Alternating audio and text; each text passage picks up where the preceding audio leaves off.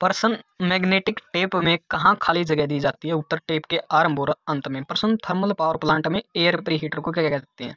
उत्तर दक्षता बढ़ाने वाला उपकरण। अगला प्रश्न है आमतौर पर कैपेसिटर के आंतरिक तापमान के लिए किसे जिम्मेदार ठहराया जाता है? उत्तर रिसाव प्रतिरोध को।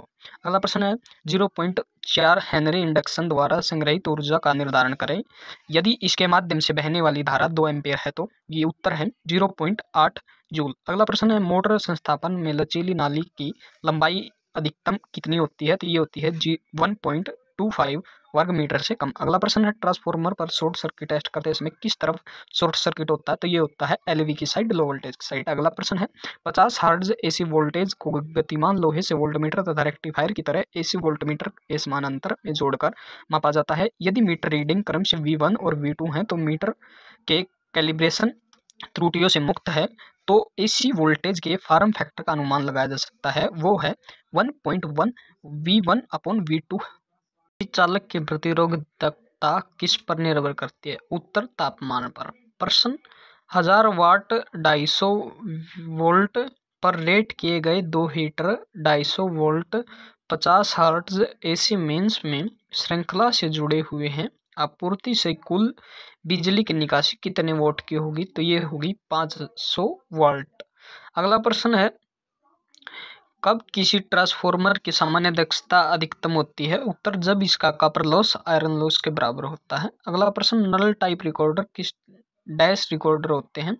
उत्तर पोटेंशियोमेट्रिक ब्रिज और एलवीडीटी, इनमें से कोई भी हो सकते हैं। अगला प्रश्न है छत के पंखे की गति लगभग कितनी होती है? तो ये होती है 450 आरपीएम तक। अगला प्रश्न समान रेटिंग वाले कौन से कैपेसिटर के आयाम सबसे छोटे होते हैं? तो ये सिरोमिक कैपेसिटर के होते हैं। अगला प्रश्न आवेशित खोखले गोले के भीतर का विभव कितना होता है? उत्तर वैसा उतना ही होता है जितना सतह पर होता है। प्रश्न है फीडरों को डिजाइन करने में मुख्य विचार क्या था? तो ये था करंट ले जाने की अक्षमता के तौर पर। अगला प्रश्न है प्रतिरोध के बारे में सत्य कथन क्या है कि श्रेणी संयोजन में समतुल्य प्रतिरोध संयोजन में सबसे बड़ा प्रतिरोध से बड़ा होता है। अगला प्रश्न है आमतौर पर सीलिंग फैन मोटर्स के उपयोग किए जाने वाले कैपेसिटर का मान 2.3 माइक्रोफैराडे होता है। इनमें से किस प्रकार का कैपेसिटर उपयोग किया जाता है? तो इनमें पेपर कैपेसिटर यूज किए जाते हैं। अगला प्रश्न है जब एक 400 हर्ट्ज ट्रांसफार्मर को 50 हर्ट्ज पर संचालित करते हैं तो इसकी केवीए रेटिंग क्या होती है? घटकर 1/8 हो जाती है। अगला प्रश्न है रिकॉर्डर में जीरो सप्रेशन से क्या तात्पर्य है? तो स्थैतिक घटक को हटाना ताकि शेष संकेत अधिक विस्तार के साथ प्रदर्शित हो सके। अगला प्रश्न है सिरेमिक डाइलेक्ट्रिक पर लगाया गया वोल्टेज हवा में की तुलना में 100 गुना अधिक इलेक्ट्रोस्टैटिक क्षेत्र पैदा करता है। सिरेमिक का डाकता हुआ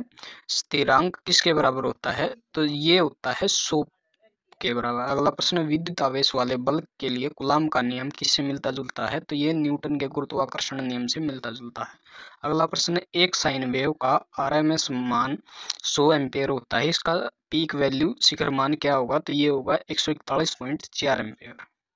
आमतौर पर एक विद्युत मशीन के नो लोड लॉसेज को उसके समकक्ष सर्किट में किसके द्वारा दर्शाया जाता है? तो ये दर्शाया जाता है कम मान के साथ समानांतर प्रतिरोध के साथ। अगला प्रश्न है विद्युत ऊर्जा का SI मात्रक क्या है? तो ये है जूल।